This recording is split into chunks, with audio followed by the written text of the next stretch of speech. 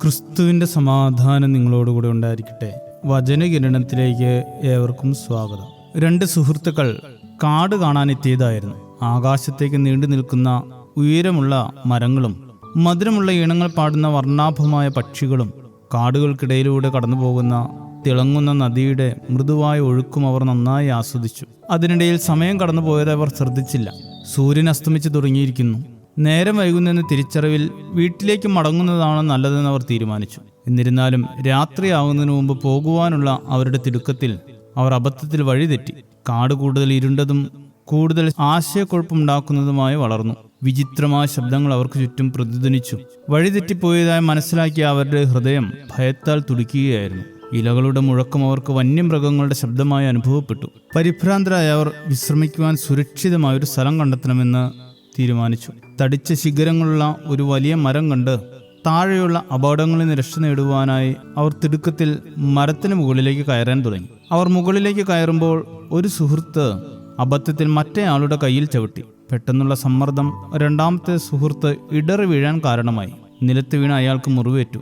കയ്യിലെ ചെറിയ മുറിവിൽ നിന്ന് രക്തം വരുന്നുണ്ടായിരുന്നു. പക്ഷേ അയാൾ തൻ്റെ വേദന പുറത്ത് കാണിക്കാതിരിക്കാൻ ശ്രമിച്ചുകൊണ്ട് വേഗത്തിൽ മറുകൈ കൊണ്ട് രക്തം മറച്ചു.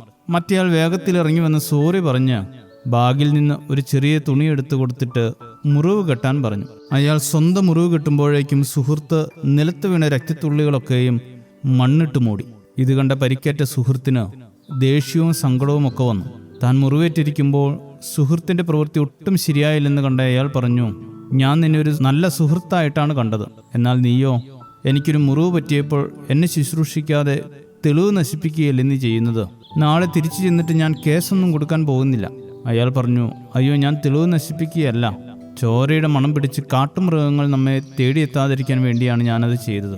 തൻ്റെ സുഹൃത്തിൻ്റെ പ്രവൃത്തിയെ മനസ്സിലാക്കാൻ കഴിയാതെ പോയല്ലോ എന്നോർത്ത് മുറിവേറ്റയാൾ ക്ഷമ പറഞ്ഞ് രണ്ടുപേരും കൂടി മരത്തിന് മുകളിൽ അഭയം പ്രാപിച്ചു. ഇത്തരത്തിലുള്ള തെറ്റിദ്ധാരണകൾ പലപ്പോഴും നമ്മുടെയൊക്കെ ജീവിതത്തിൽ സംഭവിക്കാറുണ്ട്.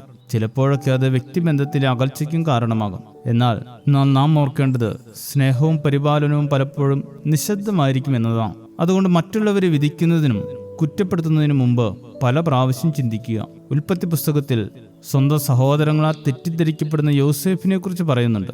സഹോദരങ്ങളുടെ തെറ്റിദ്ധാരണകൾ അയാളെ പൊട്ടക്കിണറ്റിൽ തള്ളപ്പെട്ടവനാക്കി മാറ്റി. പിന്നീട് മിസ്രൈമിലെ ഭരണാധികാരി ആയിക്കഴിഞ്ഞപ്പോൾ വിശപ്പടക്കുവാൻ അതേ സഹോദരങ്ങൾക്ക് യോസേഫിന്റെ മുമ്പിൽ കൈനീട്ടേണ്ടി വന്നു. കാര്യമെന്തെന്നറിയാതെ കുറ്റപ്പെടുത്തുന്നവരും സത്യം മനസ്സിലാക്കാതെ പരിഹസിക്കുന്നവരുമൊക്കെ ഓർക്കേണ്ട ഒരു കാര്യമുണ്ട്. സത്യവും നീതിയും എപ്പോഴും ഉയർന്ന ശബ്ദത്തിലായിരിക്കണമെന്നില്ല. നിശബ്ദമായ സത്യത്തെ തിരിച്ചറിഞ്ഞ് ബന്ധങ്ങൾ കൂടുതൽ ദൃഢമായി കാത്തുസൂക്ഷിക്കുവാൻ ഏവർക്കും ഇടയാകട്ടെ. ശുഭദിനം നേരുന്നു. ദൈവം അനുഗ്രഹിക്കട്ടെ.